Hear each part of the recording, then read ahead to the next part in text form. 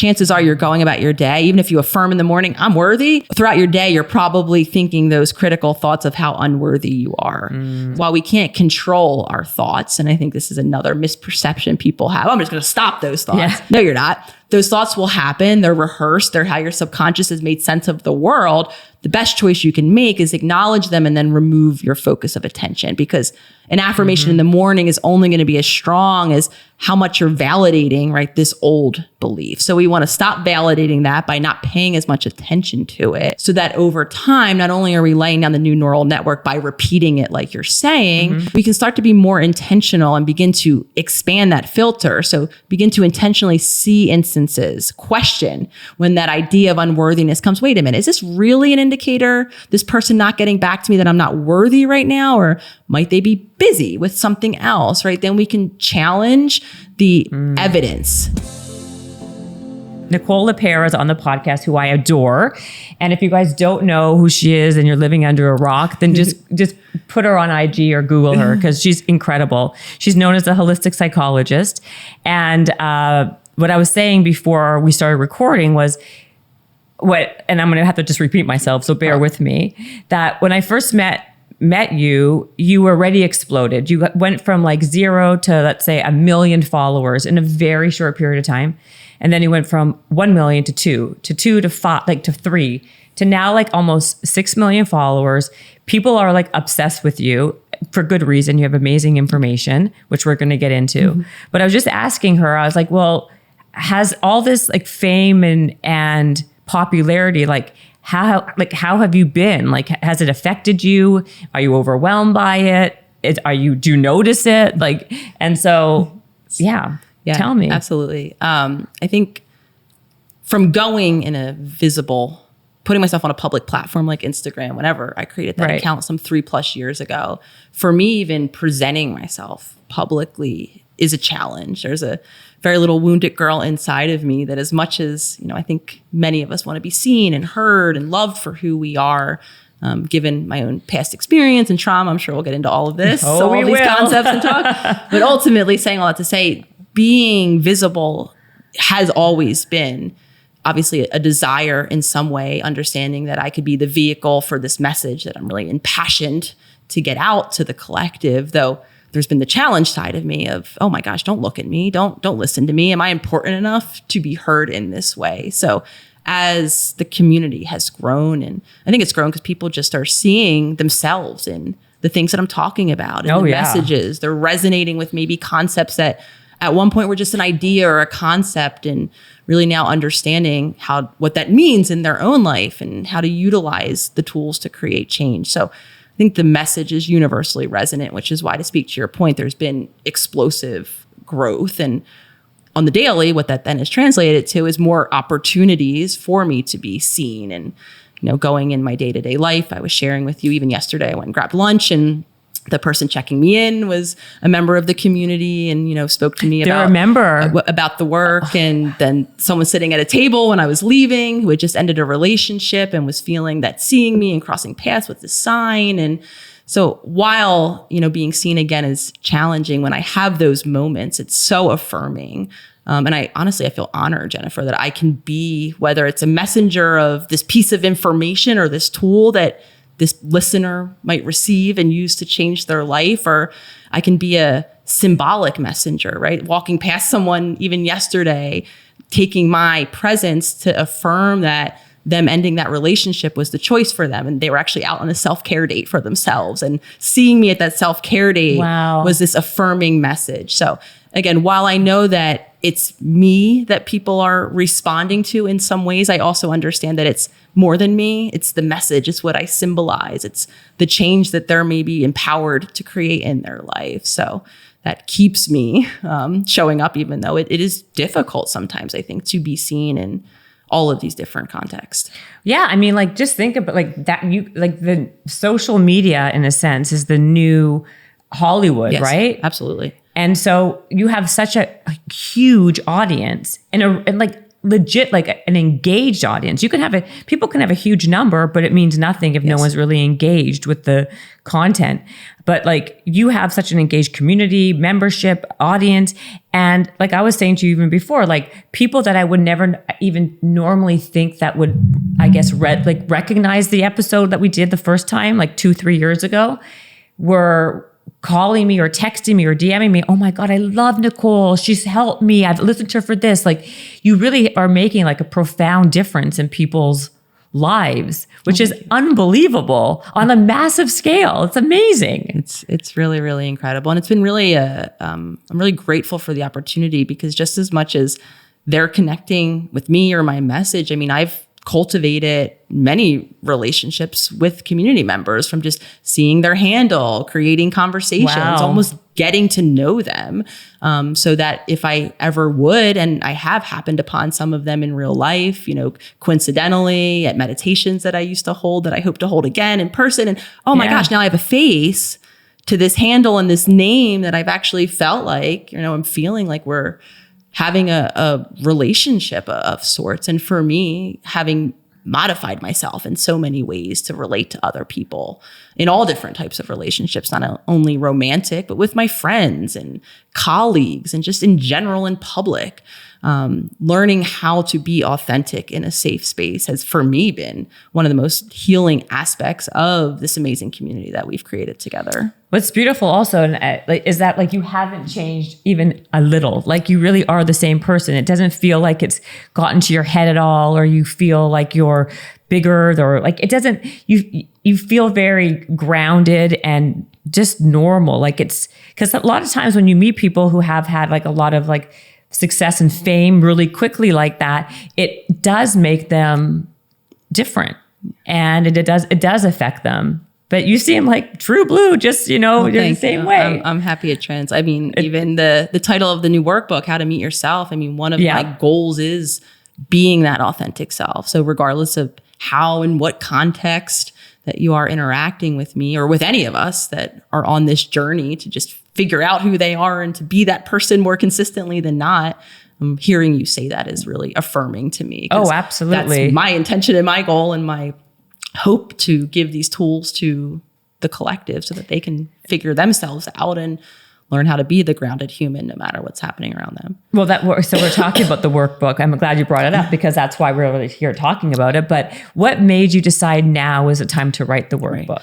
The idea for the workbook has been percolating since I wrote How to Do the Work. Yes. One of the aspects, while it is a very much a narrative-based book, conceptual book, I was very intentional with making those concepts practical. At the end of each chapter, I have the practical application, whether it's journal prompts or breath work or tools like that. And as I was marrying along writing that, I'm like, wow, there's a lot of other stuff here that, I could be offering in terms of tools. And I really wanted to give a comprehensive guidebook, and very much the way I think about how to do the work, and will always think about it. My hope is that, and I've always said this since the idea to publish it and I had the opportunity came to mind, is I want to put out a work that is livable, that someone can live with. No matter where they are in life, they might go back to it, revisit certain chapters, revisit certain exercises, and not be a book that, I read it and boop, there it goes. And on your bookshelf, and then never look at it again. Or what was that book about? So, and I've heard more consistently than not, like I see people tag it. This is the third time I'm reading this book, and I get something new every time, and I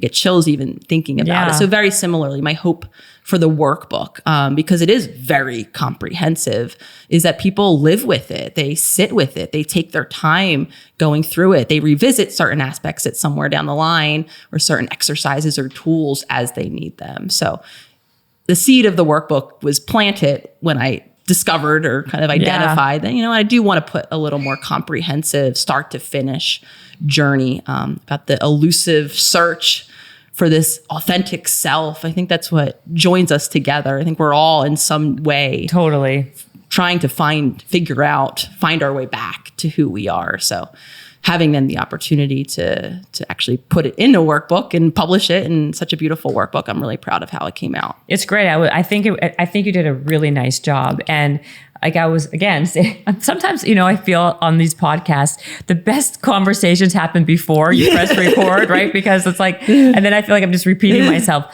But it's so not just extensive, and there's such practical, like that, to your point. I love when I read a book or when I'm going through something, and not only does it resonate with me, because you can pick from so many different pieces of that book that you're like, oh my God, that is me, or like I know someone like that, or my husband's like that, and you can make the connecting points. But then you have these actionable elements where then you can put it into practice, as opposed to this theory, right? Which is very like, that's when you end up just putting it on the shelf and then not doing anything about it. So like I said, I think you did a great job on it. So I guess my first question about the book is then, what is the first step? What's the first step that people should be doing to be getting to this authentic self? The first step I will always cite, whatever transformational, self-discovering journey you're on, and I will shout this from the rooftops probably until I'm not here anymore, is creating a habit of being conscious to how we're showing up each and every day. Because the reality for most of us, I've referenced it before and in How to Do the Work, as our autopilot. What the autopilot consists of, in my opinion, is all of those conditioned thoughts, feelings, ways of being. And so what most of us are embodying, and I talk about a concept in the workbook of the habit self, right? This way of being that is so unconscious to us that we just have learned to identify. Oh yeah, I always feel this way. I'm a sad person, or I'm an angry person, or I'm a reactive person, or however it is that we kind of describe our self in a whole, a totality. And so the first step, I think, is becoming conscious that while we might be so merged with these habits that we've been repeating from probably the beginning of our lived experience, is that that's not truly who we are. And we can become conscious to that when we learn how to be a conscious witness, to observe the very habitual way many of us go about our day. We wake up, don't even think about it, and we all have habits. We're just not intentional with a lot of our habits. So building a foundation of that witnessing or that consciousness will be the foundation that we then evolve into, well, how am I caring for my body? The first section of the book is really focusing on the nervous system and health and physical health care, and really creating habits to really attune to the physical bodies that most of us are living in. Well, it's interesting because that's how do we even, if we don't know what we don't know, right? So if someone is not someone who's self-aware, right? The first step is to have the consciousness or the self-awareness to even pick up on those habits or those things that are getting them down that negative rabbit hole, right? That self-sabotage. Right. So what do we do? How do we stop doing these habits that are self-sabotaging? That's the first part. The second part, or I should say, the second part would be if we have no awareness of what they are in the first place, I guess. So starting with part two, learning how to be in awareness, right? Learning how to, and I often reference, we all walk around with phones, setting that alarm a couple times a day to just consciously check in with yourself. First, am I paying attention fully? Am I in my body? Am I connected to whatever experience is happening around me? Or am I lost in thought? Am I, somewhere else in my mind? Am I distracted? So really learning how to be visible to us allows us then to see the habits that we're repeating that may not be serving us ultimately. So before we can change them, we have to see what we are doing, the choices that we're making, the reactions that we're having. And then to speak to your first question, but point two, because Jennifer, the embodiment now of change is challenging. Creating new habits, making new choices will ultimately challenge the subconscious part of our brain that prefers those habits, because in the predictability of those habits, we think is safety. There's a reason why we are habitual beings, and that's because we know what comes next. Right. And that feels so much safer than to our survival-driven subconscious mind than the possible threat that might be in that unknown. And it's counterintuitive because many of us are like, well, I don't understand. I'm creating new habits that are going to help my physical body or help me, be more emotionally regulated. Logically, shouldn't I want to, embody these new choices. And the reality of it is the second we do, it's going to signal you're in unfamiliar territory. And one of two things happen. We either get the racing thoughts, all of the reasons why we shouldn't be doing this. Now's the right time. This isn't working anyway. You can start tomorrow. Some of us, it drops into our body. We start to experience ourselves in a new way, and it feels unfamiliar. We might be uncomfortable in new ways. Again, all of the reason to return to those old habits. So the step of embodying that choice is really the journey of creating the change and of learning to tolerate the discomfort that will come with it. Which is interesting because we would rather do something that's bad for us because it's familiar than to change that habit in the first place. Absolutely. Which is so, I mean, that's like, and in order to like change that neuroplasticity, you have to kind of, is it like you have to keep on doing something that's uncomfortable or different over and over again? Like, how do you change the neuroplasticity? Consistency is really important. And just to clarify, because when we're saying neuroplasticity, I think sometimes neuropathways. No, you're right. Oh, I am. But I think listeners might think then we are just talking about the brain, right? Thinking a new thought, using an affirmation, a mantra, right? Conceptualizing or having a new awareness. And I really want to highlight that it also means the body, right? Learning how to, and I keep focusing or going back to the nervous system because so many of our nervous systems into adulthood are dysregulated. We have to learn how to create safety in our body, how to, drop back in for some of us first and foremost to our body. So you talk about that in the book, regulated versus deregulated. Yes. What's the difference? How would you know the difference? Like how would someone like me know the difference? Yeah. So we have an unconscious system. It's called neuroception. We're always scanning. Our nervous system is always on alert for a possible threat. And I'll simplify kind of what happens. When there is no threat at hand, we're in what's called the parasympathetic, otherwise known as rest and digest. We're able to be calm, to feel peaceful, to feel connected to others, the world around us. We're engaged. We're safe.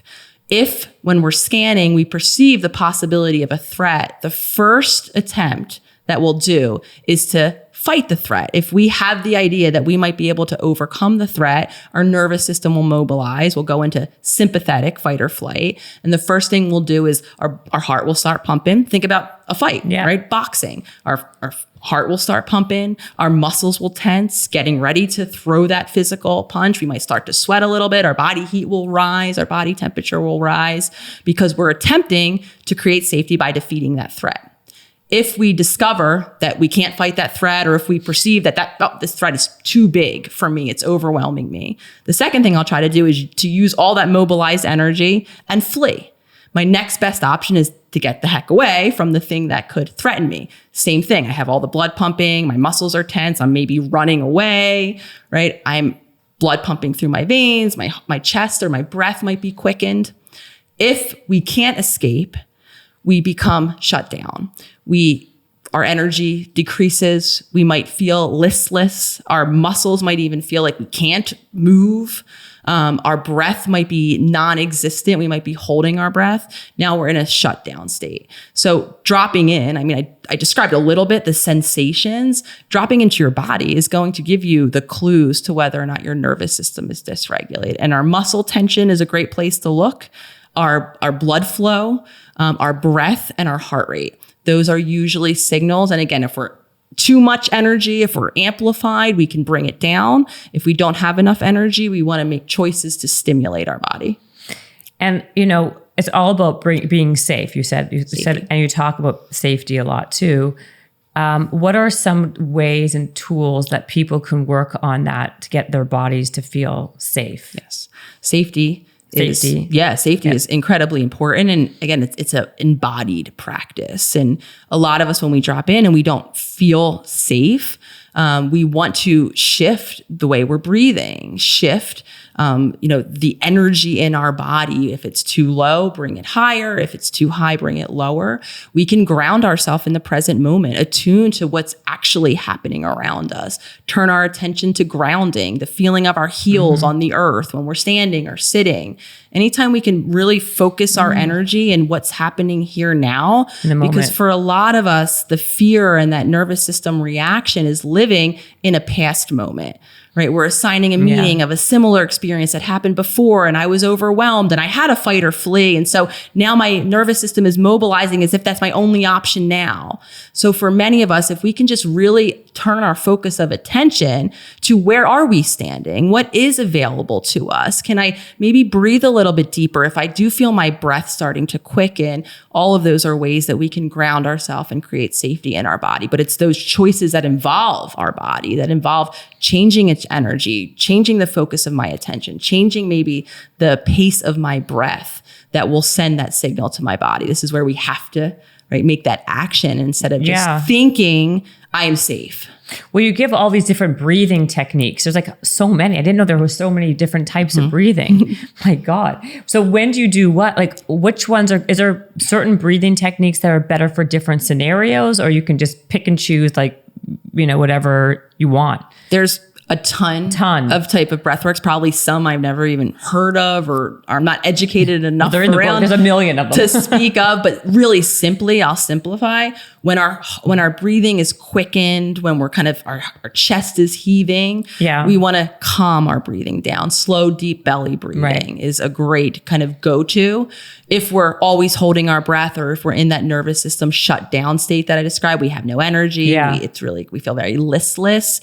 Then we can actually I love to shout out Wim Hof. I think he does a great stimulating, vigorous breathing type of practice. We did this on the podcast. He did this breath work with me on the podcast. And again, YouTube is a great place. You can go and pop in, some keyword searches if neither of those are of interest to you. But if our breath is too quick, we want to slow it down. Just really simple. If our breath is too slow or we're holding it, we want to stimulate our body. But there's a ton, to speak to your point, of different types. So I really suggest listeners really find one that works for them, that can fit into their daily life. Because again, what is most important is the consistency of practice. And breath work is one of those areas where, I know deep belly breathing when I'm stressed out. So I'm only going to do it when I'm stressed out. That's what I was going to ask you. I was going to say, like, how important is this for a daily use? Most do you do this daily? Daily.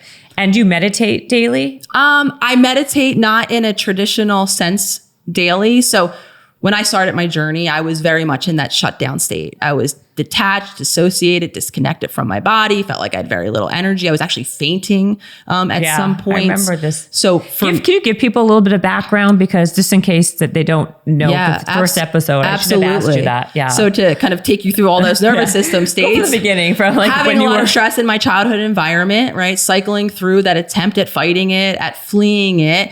My nervous system not being able to actually leave the home that I was growing up in. A lot of stress was happening, not only because I was living in a city where there was active stressors just related to daily city life. I had health related issues with my mom and my sister in particular, who both struggled or suffered with chronic illness my whole life. So lots of stress resulted in, before I know it, a completely shut down nervous system. I had none of this language though.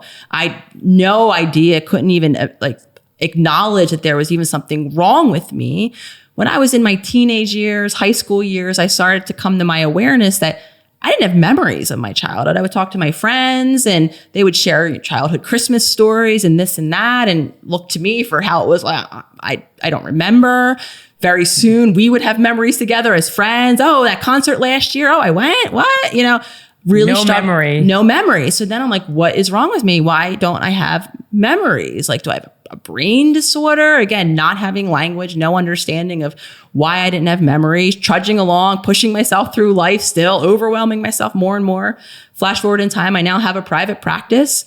I'm seeing clients. It's very successful. I've checked all the boxes of achievement. I should be, good. I felt very disconnected, unfulfilled, going through the motions, working for the weekend, couldn't wait to go away again. And before long, out of nowhere, I started fainting. I never fainted in my life. The first time it happened, I was actually, not coincidentally, at a good childhood friend's house.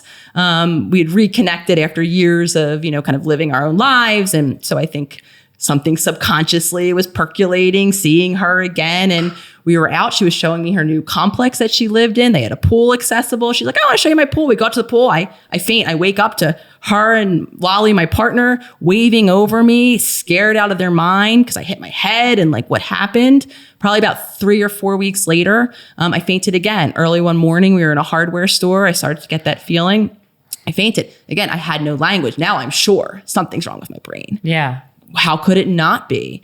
It was shortly after that I was kind of exposed to this whole new world of the body, physiology, and the nervous system. And when I started to learn about the nervous system, what I discovered was I was in that state of that shutdown. I was living my whole life, and fainting was just kind of my nervous system's final attempt at being like, you're done here.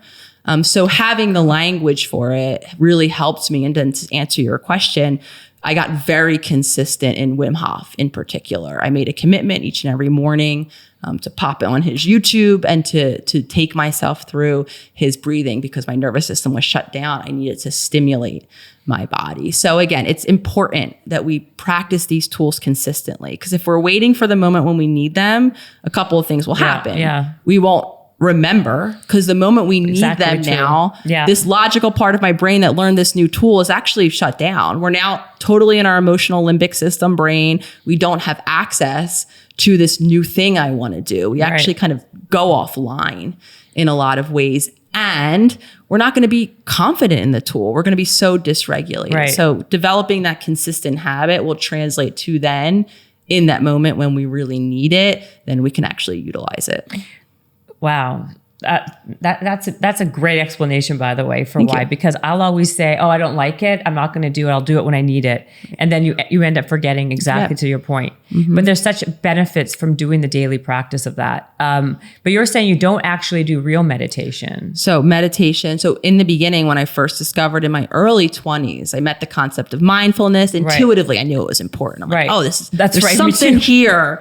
And I avoided it, because at that point, sitting in silence with my thoughts was probably the most overwhelming thing. I actually prided myself on keeping myself busy, never alone, never in silence, and never wrapped up in those thoughts, distracted, disconnected. So for me, that felt completely unapproachable. And I know it does for many. So we can become, what we're practicing when we're meditating, really simply, in my opinion, at least, is we're becoming conscious. We're learning. Closing the eyes in the traditional way that we meditate decreases the external stimulation, allows us to be present with our internal world. It's an act of consciousness, right? Then we get to view these thoughts in our mind and choose if we pay attention to them or what we're doing with our attention in that moment. And because that felt really overwhelming, as it will for a lot of us, for sure. I practiced consciousness when I was going about my day. For me, moving my body, because in addition to breath work, I made a commitment, understanding that I had so much tension and tightness from living stressed out. Even my posture showed it. I made a daily commitment to moving. Again, not in a strenuous way. I definitely wasn't at the gym. Up until that point, I was someone who avoided physical discomfort. Really? Even after having played sports, I had so much tightness in my muscles that the second I stretched and my muscles got a little bit ouchy, I'd stop my stretch. I took that to mean that, you can't push your body past that limit. Your body's screaming not to. So I developed a complete habit of avoiding discomfort, which meant that outside of walking around the city that I lived in to commute myself to work, I didn't do much activity at all. So the commitment I made was not only to breath work, it was to my body, to first, for me, gently stretching my body. Maybe 10 minutes a day I would put in. I loved yoga with Adrienne, still love her to this day. Adrienne, I don't know She's that a simple, daily, kind of easy yoga practitioner. And it was so approachable for me. She does these 30-day challenges where, some practices are 10 minutes, some are maybe 20 minutes. And I committed to gently moving my body each and every morning to begin to create, release the tension, create a new habit of moving and working past that resistance that I didn't like to do that. Wow. And it's worked for you. And that for me, tending to my body, allowing my nervous system to come back into balance, I think has been the foundational change, and why now I call myself the Holistic Psychologist, and I really profess the need to incorporate the body. In my opinion, without the body, where our nervous system lives, we're not going to create the healing and the transformation. It's interesting because I'm so much in my body that I become less in my head. So it's like that mind-body connection is very difficult for either people are too in their body or they're too in their head. To get the combination I find to be very challenging, right? Like, do you know what I'm saying by that? Yeah. Do people ever ask you about that? Like that they are not having there's a disconnect between the two? Yeah, I think we can have different focal points and where we spend our most time. And I think like you're saying, learning how to shift, and I'll add a third area to shift focus, right? How is my body feeling? What are the thoughts going into my mind? How am I perceiving? What is the meaning I'm making the event? And what's happening outside of me? Yeah. Right. And how do I balance kind of my attention on all of those areas to make sense then of what I'm experiencing and what choice then I want to make? And to speak to your point, I do think some of us become hyper-focused in one area. I'm hyper-focused on my body, or I'm so lost in my mind all the time, or I'm so externally focused. I don't even, who's me? I'm always looking at you and what you need and perceiving the external environment. You did it. I love how you break down also like everything. That's why I loved your book, like both of them, because you give like, if you're this kind of person, or like this kind of person, hold on, what was it? Like there's so many of them, like, look for this. Like there's something you talked about, well, a lot, but you talked about the emotional self, the authentic self, what was the other one? The physical self. What is the emotional self? And then, can you break those down? Absolutely. So the book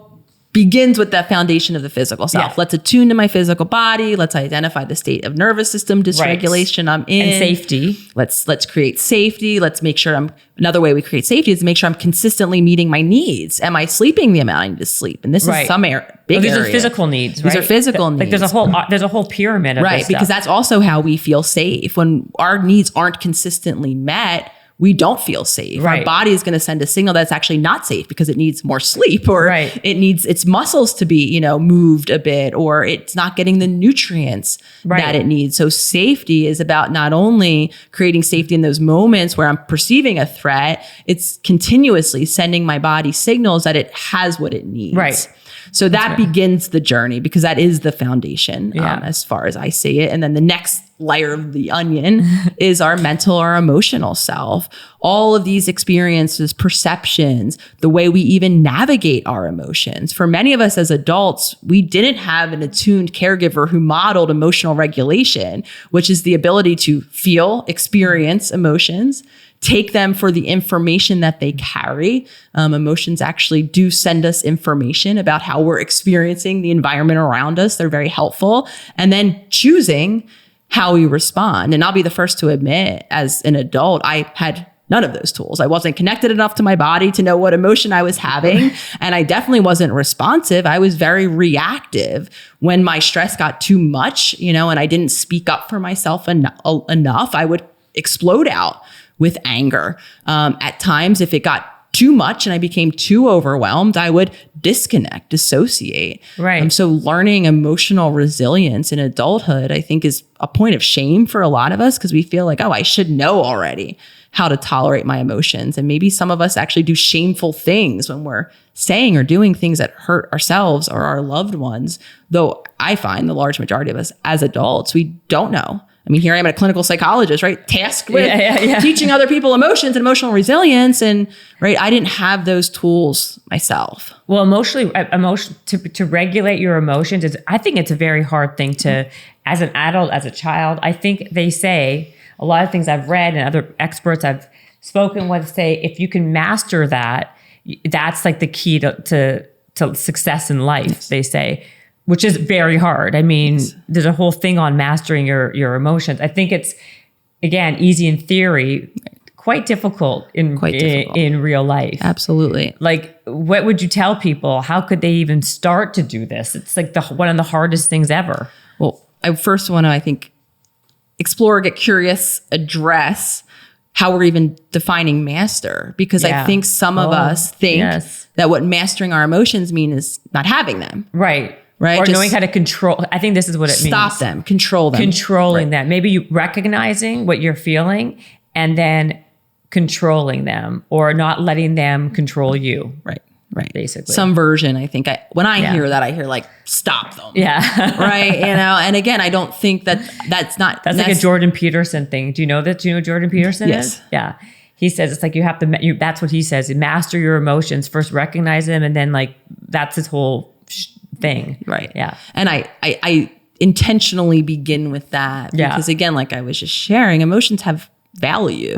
We don't want to squash or become so disconnected from our emotional world, though we do want to remain in choice about how we respond. That's true mastery of emotions, allowing stressful things to happen, allowing us to become upset or angry or sad, and then allowing ourselves to be with it and to support ourselves, seek support through it, and possibly even utilize some of these tools, understanding that emotions are in the body. There are things we can do to help us even process our emotions. And that's what I believe emotional mastery is. And again, it's a daily commitment to first becoming aware of the emotions as they're happening, and to learn then different ways, because we all are coping. Yeah. There is something we're all doing. And what it is typically is the way we've adapted. The only thing that we could do it at some early time in an environment where that was our only choice.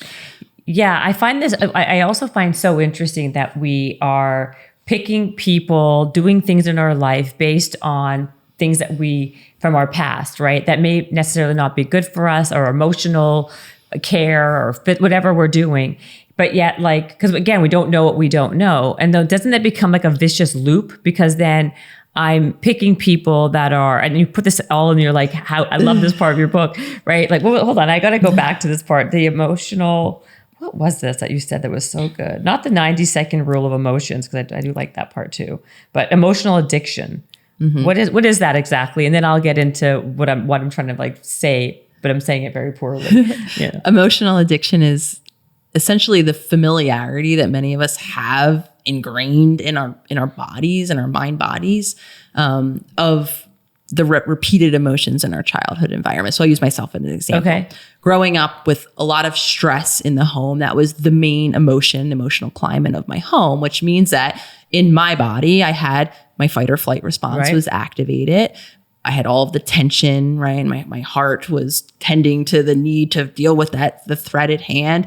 I had cortisol, the stress hormone racing through my blood. Before very long, I would start to proclaim in my heart, I always kind of joke, but I'm a hippie at heart. I love two things: freedom and peace. That's all I want, right? So now flash forward in time, say I have a peaceful moment, I'm not around anyone, or there's no active stressor. What I would notice is how difficult it was. And before long, I would create a stress. I would revisit the argument that happened in the morning, or what could have been an argument, or I'd focus on the to-do list that is hanging over my head. I'd almost create a stressful experience in absence of one. And seeing a similar pattern, and maybe it's, for listeners, it's sadness. It's a different feeling. But what is the feeling that most of my experiences in childhood elicited in my body? And again, back to that familiarity principle, if you will, for lack of a better word, we become so used to that, and our body is, for me, so using that moment in time where there's no stress, my body was in a stressed out state. My nervous system was activated. There was probably a lot of cortisol because my body was in that fight or flight mode. So it's understandable when I understand physiologically what's happening, because those stressful stories running through my mind about, the look that I now want to argue about, or the to-do list that I want to worry about, that's actually just narrating the messages it's getting from my body. Because my mind is always just as much, my mind is scanning my body is sending messages up to my mind. So my mind in that moment is getting a message that, Nicole, you're in fight or flight, right? Something's happening. Like my body is sending it. You have cortisol running through your veins. So we're going to have to now identify what thing is stressing you out. And lo and behold, here come the cyclone of stressful thoughts. And if I hook my attention, if I think then about the look, the to-do list, now I'm top down, right? I'm thinking a stressful thought and continuing a stressful reaction in my body. And the majority of us as adults, because we don't have emotional resilience, which is the ability to deal with something stressful or an emotion and come back to peace, to balance, to that very utopian description I gave earlier, right? I'm peaceful, I'm balanced, I'm calm, I'm connected. If we're not ever going back there, then our familiar is some other emotional state. And again, we gravitate toward that. We feel not like ourselves when we're not lit up with stress or upset about something. And again, before long, because our body is in that state, our mind is going to join it, and we're going to continue then in that cyclone of that emotional addiction. And so it's, how do you break this? Because you end up that's my point, was you end up picking people in your life that are familiar, that may not be the great, because you don't know all this stuff, or you do, and it's what's familiar. And then your whole life becomes living out a trauma that you had in your past Because then how do people reconcile that? Like, how do you break an addiction like that at a time when, I guess my point, how do you break that addiction? Mm-hmm. Like, all this comes down to, like, how do you try to control your emotions, break bad patterns that now that you're aware of? Because again, it's like you can know the trigger, but yet you come back to that place where it's comfortable, and it's really hard to then do something with it.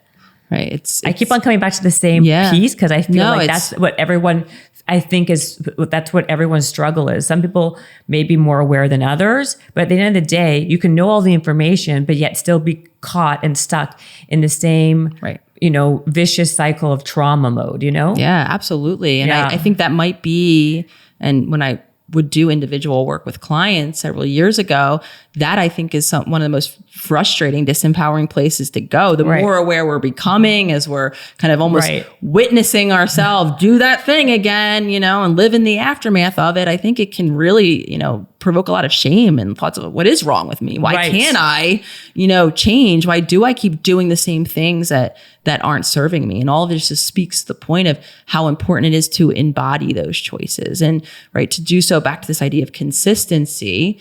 I think another area where we really kind of do ourselves a disservice is when we try to do too much new things, too many changes at once. So if we do discover we're picking the wrong partner, so we want to, show up completely differently now in this new relationship experience, the more we're going to venture into that unfamiliar territory, the more our nervous system we're going to feel overwhelmed, the more likely we are to go right back to those old habits. So it can be really frustrating to patiently and incrementally focus on the consistency of those promises, which can benefit from then the smallness of the choices that we're making, shifting a little bit of the way that we're showing up. And that all first begins not only in consciousness, but in understanding that we do have the power to create that change in how we're showing up. But people are very much, I find, there's a lot of self-doubt. People are doubting themselves, what they can do. So they stay in similar situations. And by the way, it's not even about, it could be a work environment. It could be a personal, relationship with your girlfriend, your boyfriend, your husband, your wife, whatever it is, but they second guess themselves and they do have a lot of self-doubt. So they just manage, right? That's what people end up doing a lot of times. It's very hard to push past that, right? I mean, I'm sure you get this all the time. Even in your membership group, what's the number one thing that you even hear in your business, in your practice, in your membership that people are mostly suffering with? Is it that they don't know or they do know and yet they don't know what to do about it? They kind of know, they have an idea, and some definitely know. Right. And they don't know what to do about it. And so self-betrayal is a word that kind of we use a lot in the membership, which is this idea of all of the different ways we're showing up, not in service of us, or on this idea that we're not worth it, or, we can't, is another big one. And in my opinion, all of those beliefs come from usually our earliest environment, where things that happened around us or to us, given the developmental immaturity of our meaning-making system, our brain at that time, we could really only land on a certain meaning for events. And the typical meaning when people don't show up consistently to care for us, whether it's physically or emotionally, or, we are told to suppress certain aspects of who we are as children, the more consistently that happens, we're not able to understand the dynamics of the caregivers who are giving us these messages, or whoever it is that's sending us these messages. We're not able to maybe understand that our parent can't be physically present because of other factors in their life or their own past experience and history that's causing them to not be emotionally connected to us, to our childlike developmental mentality. All roads lead back to it's something wrong with us. So at our core, most of us humans who don't have the attuned, present, available caregiver, because very few of us have that for different reasons, for cultural reasons, for generational reasons, for resource reasons. There's a lot of generations that came before us that never learned how to care for all of their needs, so they weren't able to translate that to the children. So many of us have that deep belief of we're not worthy because someone wasn't available or present as consistently as we needed them. And that was the only sense that we can make of it. So then what gets compounded on that, or like you're beautifully saying, all of these ways that we're self-sabotaging or self-limiting, or like I say, self-betraying, or we're showing up as if we are someone who's unworthy. Right. And then so you say consistency, being conscious of what you're doing, triggers. What are other ways that we can get closer to our authentic self? When I very intentionally take us through the journey of creating that safety in our physical body, becoming aware of our emotional world, our emotional addictions that are coloring how we're experiencing ourselves. Because ultimately, I love that part of the book. What we want to do is we want to all get to part 3. Well, how do I meet my authentic self? I know, but you could just fast forward. Where is that person? Right. And I was very intentional in building the framework because we can't get there. Because you're good at that too. You did a very good job because you went from the habit, was it the habit self, the physical self, the emotional self, the authentic self. You also put in there a lot of unafirmations. So you're a huge fan of affirmations. I was going to ask you about that. Do you believe, obviously you believe they work, because I feel like unless you feel it from the inside, if you just say something over and over again, it doesn't resonate unless you really believe it to be true. Yes. Do you believe that if you say something over and over again enough, it becomes, you believe it after a while? In the beginning, you absolutely aren't going to believe it, because beliefs are not only practiced thoughts. This is how I simply define them. They're grounded in our lived experience. So the common meanings I've made to this similar thing that's happened so long enough. So now I believe this to be true about myself. So that's why when we start to say, if you believe, so I'll use this unworthy example. Yep. If my core belief is how unworthy I am, as it is for most of us, and I start to just affirm I'm worthy every day, your subconscious mind is going to be rolling its eyes and saying, no, you're not, because actually that thing that happened this morning just proved how unworthy you are. That call you're not getting back from this possible date, is just telling you how unworthy you are. We're filtering our experience in confirmation of our beliefs because we love to be right. We love to self-confirm in that way. So to speak to your point, no, we're not. Every month in this circle, we offer an affirmation that goes along with the content of the month. How big is the circle, by the way? We're growing. It's global.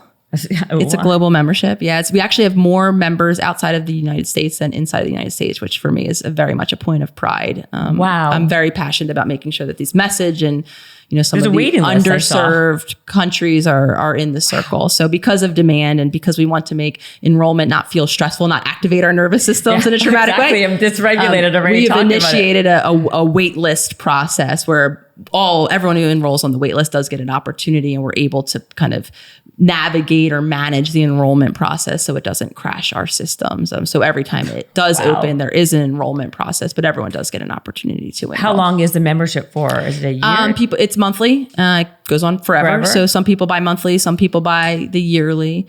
We have members that have been founding members for 3 years now, still in the membership. And what do you get? So I don't mean to change and veer over here, but I was just going to say, do you learn these things? Because I feel like it was such a meaningful, purposeful thing to do. The membership, in addition to the community, which is a main reason why people are internationally joining. We just rolled out a members map where you can drop your geolocation and connect with humans in real human form.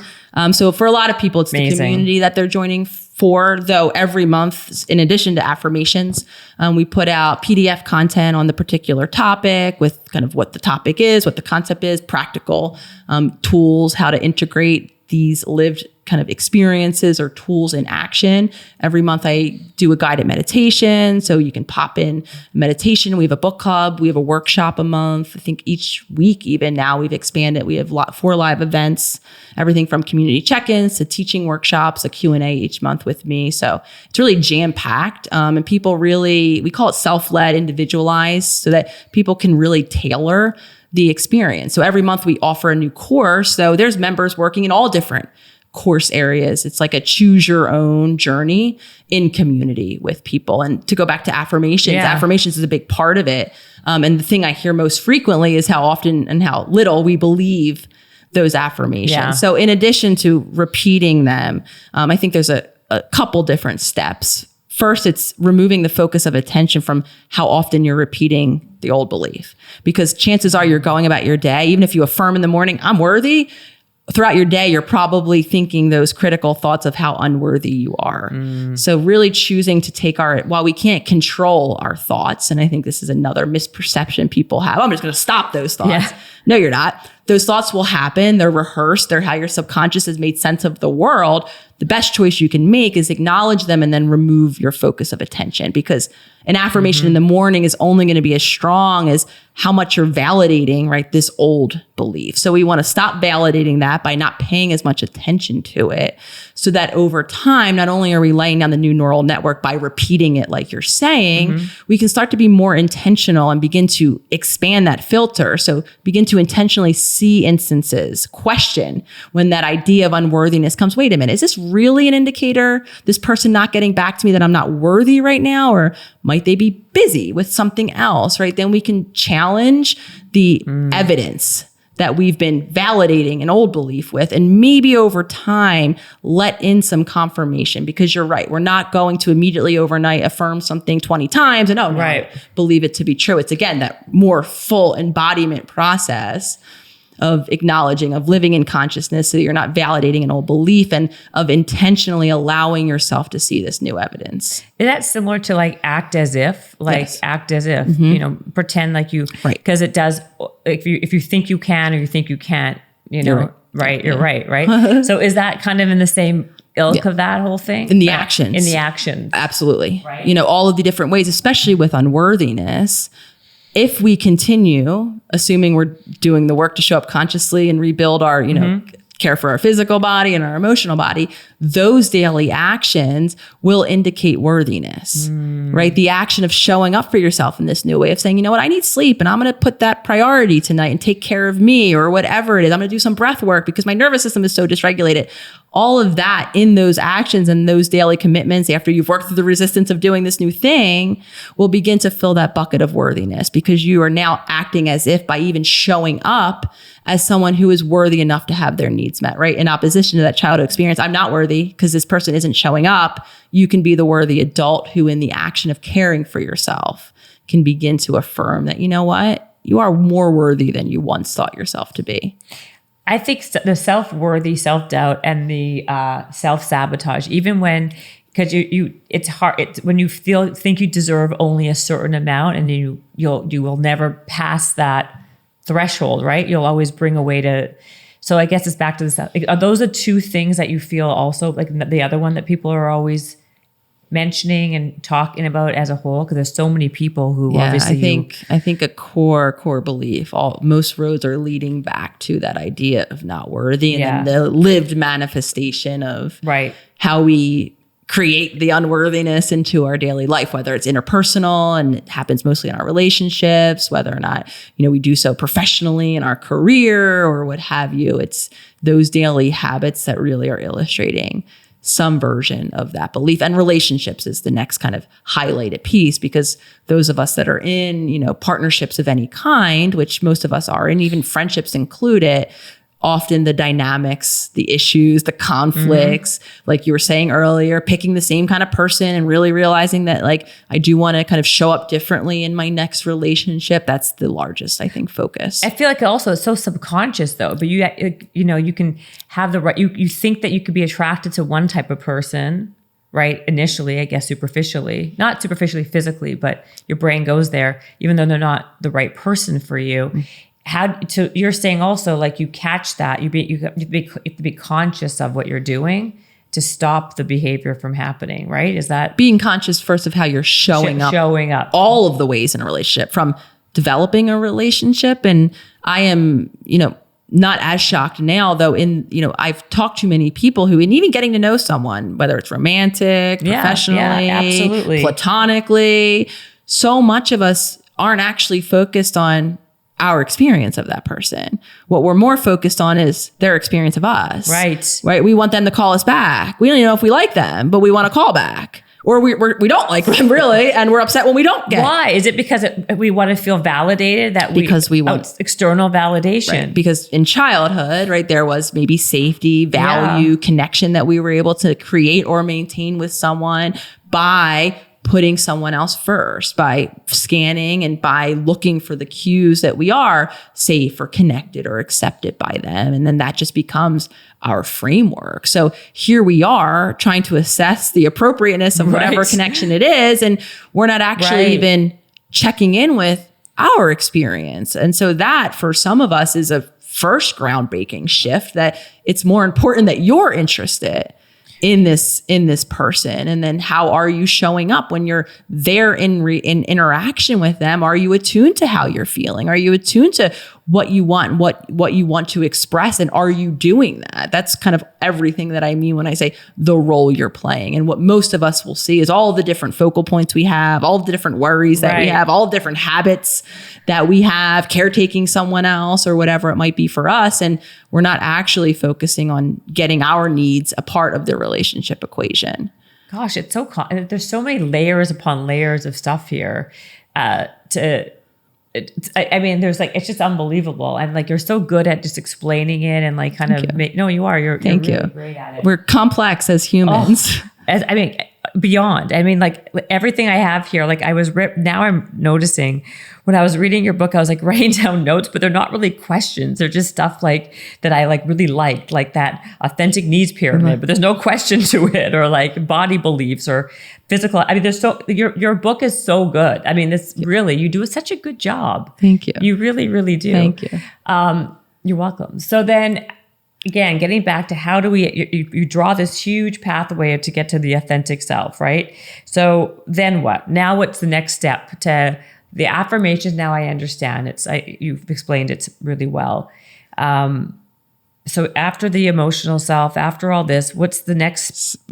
So we're grounded, we're safe in our body, we're attuned, we're connected. We know when we're having emotions, right? We're not repeating the emotions of the past. We're grounded, we're present, we're here now. Right. And now where am I?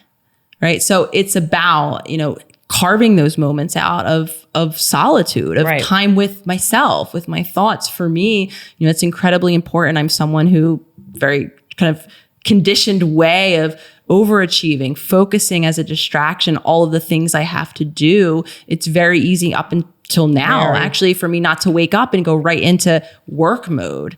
So that means for me being really intentional, that for me, it's in the mornings. For anyone listening, it can be anywhere in their day, that you have at least a few moments with yourself, with your own thoughts, with your own presence. So many of us, for very real obligations and, all of the other places our attention goes throughout the day, we're not anywhere on that map. There's no moments, there's no minutes in the day that we actually spend just with ourselves. Yeah. So that's especially when you have kids, it's also even more. It's absolutely. Like so finding the time to make the space to hear yourself, and what are you listening to? Then is the next question, because I think a lot of us, when we're looking for who we are, this authentic self, I think we're doing what we're habited to do. We're looking in our thinking mind. We're looking to be guided by thoughts in our head. And I believe that this intuition, the guidance of the authentic self that we're all searching for, again, I'm sure no surprise by this conversation, the trajectory is going, it lives in our body. It speaks in a more kind of somatic, visceral way. Some of us kind of get sensations, maybe in our heart space, or we feel, constricted when things aren't meant for us, or we start to feel a lightness and ease, even an excitability when something is meant for us. For others, it's not the repetitive thoughts that we have. It's kind of light bulb ideas, or just kind of instincts, intuition, senses, I guess is the word I'm trying to find here, that we get. And without that space to attune to how is it that my intuition talks to me, because it probably will be different than how you've learned your kind of guidance is. So carving the space to attune to how am I being communicated with?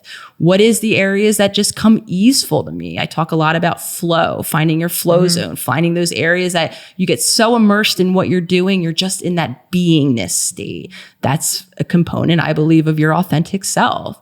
Other people might be surprised to hear that also lives in their passion, purpose. For me, these are words that I read them in books. Yeah, I was going to say through my 20s, or just scrolling Instagram. Didn't relate to them. Thought that chip was not genetically inside of me. I must be someone who doesn't have a passion or a purpose. I told myself this for decades, because again, when we're in survival mode, all this goes back to the nervous system. Passion, purpose, the future. Survival, immediate, right now. So it's not that I didn't have a passion or a purpose. I didn't feel safe enough to allow myself to express or even identify what that was. Now, of course, I will shout from the rooftops. I'm very passionate about the work I do and feel very purposeful. I feel like this is what I'm meant here to do. But again, a decade ago, when we're in survival mode, we can't have the space to even entertain our deepest desires, things that we want for ourselves. Imaginings, even creativity is not accessible.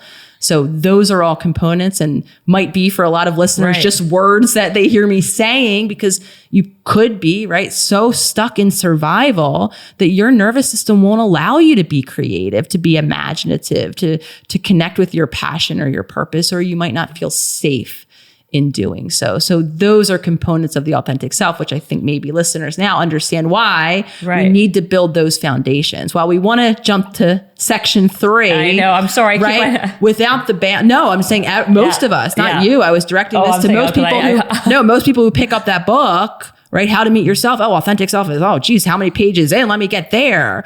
But without the connection to your body, without the safety in your body, without need to have the steps shifting from the past experiences that are coloring now that might not be accurate, I don't have the safety to connect with what I truly want in this moment. Yeah, no, I think that's actually very true. I mean, I just tease you because I like all the other stuff actually, because it explains who we are more, like I said to you. What part of social media do you think has really affected, though, being disassociated, being distracted, all these things that are taking us further and further away from our authentic self?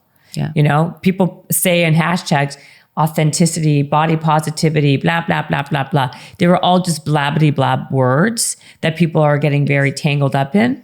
But I think there's a lot of disservice happening and taking us further away. Yes. Social media, I think, is a tool, for lack of a better word, an entity, an object, something we can manipulate and use. Yes. So over time, we've had many of those. Social media is immediately accessible. So just like in ages ago, we've distracted ourselves with all of the different things we found as a distraction in life. Now we just have the 24 hours immediately accessible, ping on our phone to do that with. So I think in a lot of ways, it's not necessarily anything new, though the immediacy, a lot of times you'll hear the dopamine and the kind of reinforcement of the dopamine stimulation, and now 12-second videos and 15 seconds is too long. My attention span's not there. I think, again, it's a lot of stimulation that's at our fingertips. So like any tool, I think it can, developing, cultivating, creating a conscious relationship with it, because on social media also lives the playground for our emotional addictions. I'll share from myself. I know exactly where to go to find things online that'll stress me out. In those moments, where I'm feeling agitated, it's really easy to be like, you know what, I'm going to go check on that little person over there and see what they're saying now and get myself all upset again. Yeah. And so I think it becomes a space too for us to kind of indulge those familiar feelings, and stress is my go-to. No, me too. And I agree. That's why I'm the same.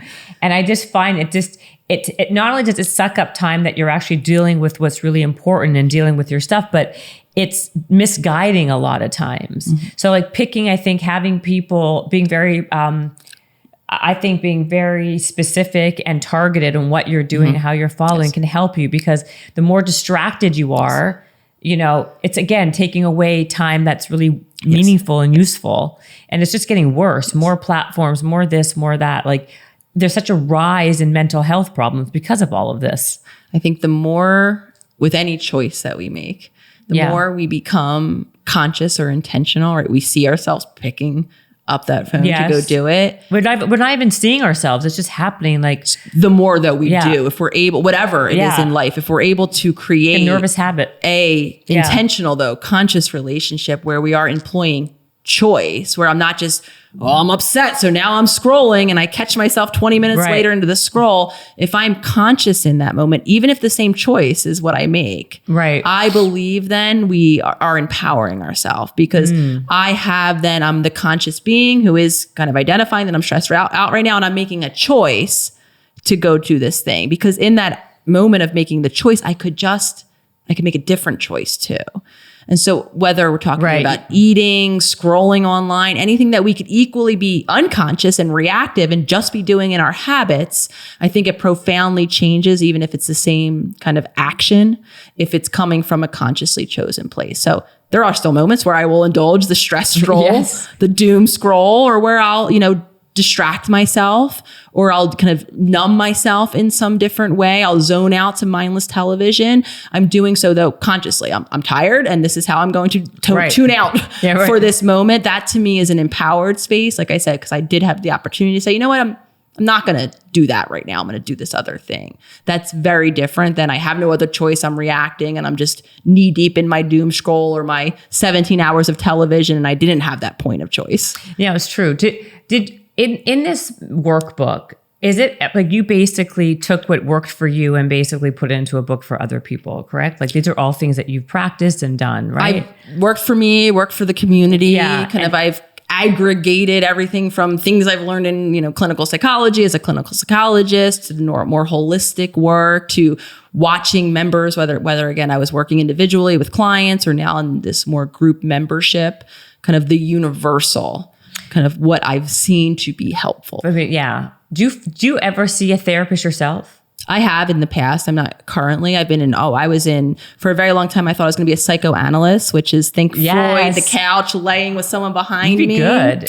So as part of my training for that, I was in, when I was really knee deep, I was having panic attacks through my early 20s before I discovered any of this. I just thought I was anxious from that genetic chip that I got from my family because they're all anxious too. And I was seeing my first therapist. You're not Jewish, are you? Like me? Okay. Italian. Okay, that's why. Italian. I started seeing therapists at that point, and then I continued when I was going to train to be a psychoanalyst. One of the requirements and also benefits, I think, is being on the couch yourself. So then I was in psychoanalysis multiple times a week, laying on a couch. When I disconnected with my family has been part of my journey, learning to create boundaries. I separated. I went no contact with my family of origin for probably about 18 months-ish. And when we reconnected, we did so in family therapy. So I was in family therapy before. So you're speaking to them again? We're speaking to them again. Really? Yes. Great. Yeah, we reconnected through family therapy and then evolved out. And I have active relationships with my dad, my sister. I lost my mom last year. Oh my gosh, I'm sorry. Yeah. She was sickly and kind of struggling for the past, for her whole life, as long as I've known her. She had a lot of chronic illness, and she finally passed. She had breast cancer at the last couple of years of her life and went through treatment with that. And she was 84. She was? When she died. Yeah, my mom was 42 when she found out she was pregnant with me, and my dad was 45. So really? Mm-hmm. Were you in contact with her when she died then? I was. Oh my God, that's good. Yes, we had been back in contact for probably almost a year and a half, 2 years. Oh, wow. Of time. That's good then that you had that, moment. I'm grateful that we had the opportunity to. So part of the family therapy was having a lot of difficult, hard conversations that continued outside of therapy, of really creating the space. So one of the reasons why I made the very difficult decision to take space was I was so enmeshed or just kind of connected to them. That all my previous attempts at creating space, or by that time I was living right outside of, or I was living in Philadelphia, they were living right outside of Philadelphia. So there was a lot of family suppers, Sunday dinners that I was required to, and be involved. A lot of expectation. And I was really struggling to uphold or create new limits for myself or boundaries in active communication. So I made the decision to take some space to figure me out, to reconnect with what I wanted, what I needed.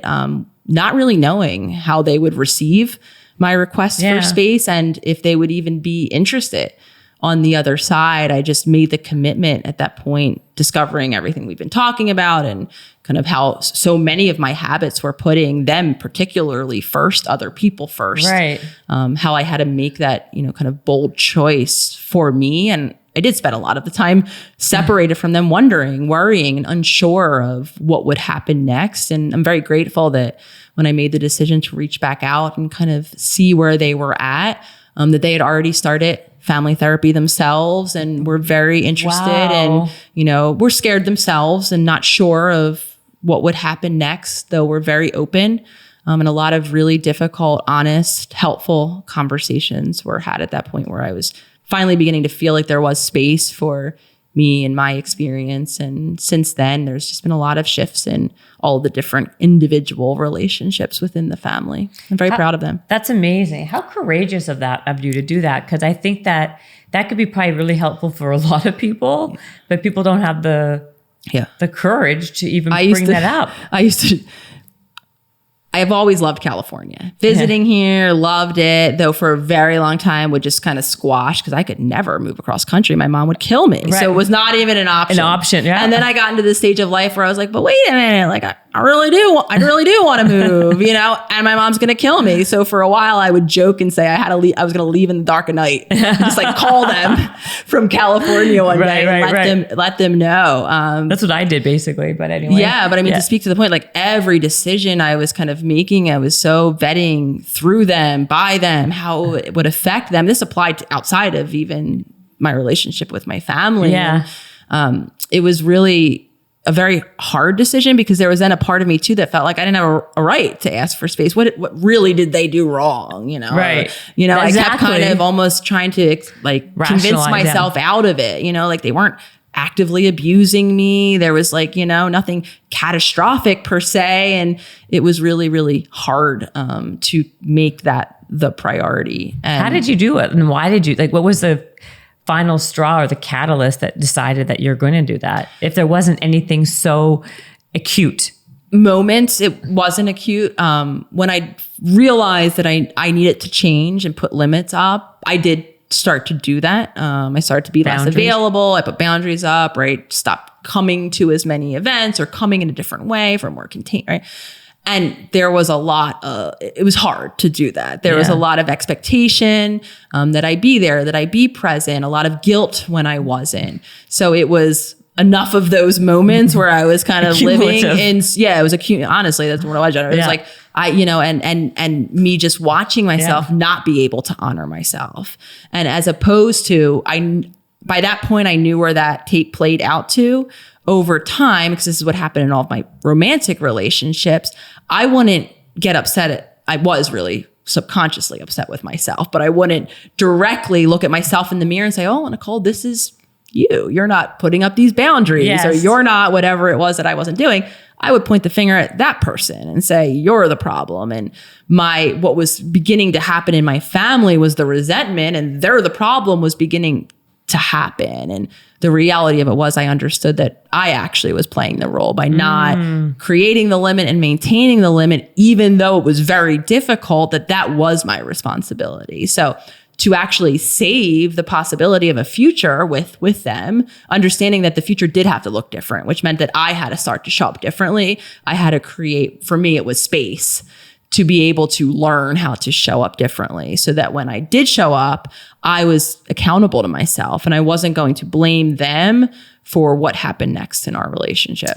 So, that's what I think that's kind of one of your things, it's that you put the onus on the person, right? On me, or whatever, who to do the work. It's not about someone else fixing your life and your problems. It's about you taking ownership and having agency and doing it on your own, which is, I think, I think it's like the only way. It's like you either teach someone how to fish or you do it for them type of thing, right? But that's so courageous, because when it comes to families like that, I mean, people do play the blame, like the whole blame game, even with like emotional stuff. Like, that person's not emotionally available. It's them, not me. Right? Like, how do you what do you say to people, or how do you give people advice on how to stop pointing that finger on other people? Like, oh, he's not emotionally available. It's him, it's her, it's that person, or it's this thing, and start taking that on themselves. Yeah, I think speaking from my own lived experience, it's a difficult shift to make. Sure. When we live, very habitual, very reactive, I think the byproduct is it naturally does feel like it's them. Because without that space, right, to do everything we've been beautifully talking about, this thing happened, I created this meaning, this is what my body's feeling now, right? Without that space, it does very much feel like stimulus, action, event happened, and I'm just reactive. And we can disempower ourselves and feel like it's what that person did. And if you just didn't, I wouldn't have. And it's natural to feel that way. So having that very difficult, honest conversation with ourselves is the first step. I had to get really clear that I was someone who blamed everyone else for me and my life and how I was showing up, and that wasn't serving me. So that's a difficult, I think, self-conversation to have. And then just really refocusing. Okay, if someone's not being emotionally available to you, right, what part might you be playing? Are you sharing your emotions? Because a road that I always come back to is how I'm not being emotionally supported, only to discover how I expect people to mind read when I need emotional support. And at the same time, while I'm expecting them to mind read, I actually have my hand up.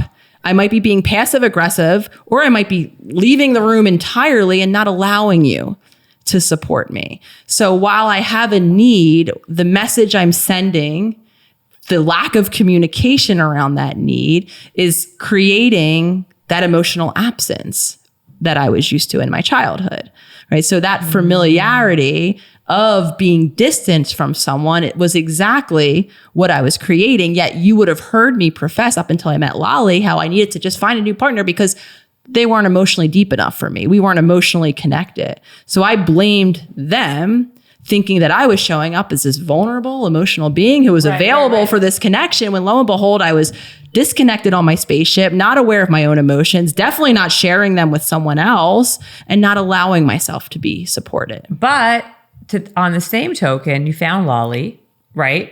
Who then did give you emotional support. So at what point is it that those other people were the wrong partners, and it was just until you met the right one? With Lolly, to this day, there are still moments where I am that person who's come close, but not really. With my hand up, right? There's still those active moments. Having an available partner who's ready for support, I still see myself in.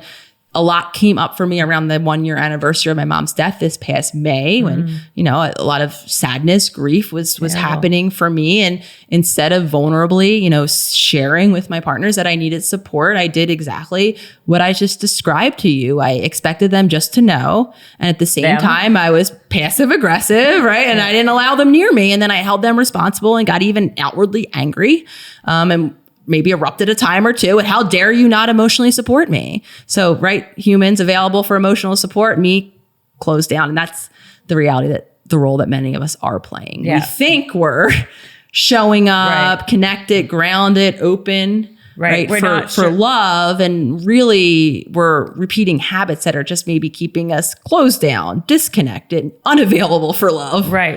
Because that's all we knew. And that's like, we don't even see how we occur. We're like totally, completely wrong about how we occur. So again, a lot of this comes back to having self-awareness, though, which is so hard for, I think, even if you think you're being self-aware, a lot of times you're just, quite frankly, not being, And this is why the value of partnerships, as much as it's difficult sometimes to hear, and this doesn't mean taking in every outside perspective from every person you cross on the street. Of course, this is your close, confident, trusted relationships. Right. But to speak to your point again, we are completely subjective. We only know what we know. So a lot of times when, listeners might have heard people say, relationships are teachers. One of the ways they are a teacher to us is they can offer us this alternate perspective of us. One that might be really difficult to hear. It was very difficult to hear when I was being told I was being passive aggressive, prickly is what Lolly likes to call me sometimes. And I did not, the first thing we do is, no, I'm not. Deny it, right? I don't want to hear that about myself. Totally. I'm absolutely, you're being prickly. I'm not being prickly. You know what I mean? So seeing and hearing and allowing in a perspective, I think our nervous system gets activated. You're challenging what I think of myself. I'm not a prickly person. I'm a loving, warm person, right? And now my nervous system is reactive, and I might be screaming, yelling, and defending myself, fighting. I might just dismiss you and I leave the conversation fleeing. I might just dissociate. You're talking, but I'm somewhere else. You're not listening. My nervous system is now tending to this threatening piece of information you're sharing with me. So relationships, alternate perspectives of ourself, if we choose to hear them, again, doesn't mean letting in all sources of information. It doesn't even mean taking it if it's coming from a loved one. It means hearing it and then getting curious yourself. Okay, I'm prickly. Let me go see. And then being that witness in those moments and seeing maybe from her perspective, am I being prickly? And if I'm being honest, she wasn't wrong. She offered me a perspective that I was unable to see. God, you're good. Thank you. What else can we go over? I mean, I don't know how long have I been going on and on for? He's like sleeping at the wheel over there. A long time.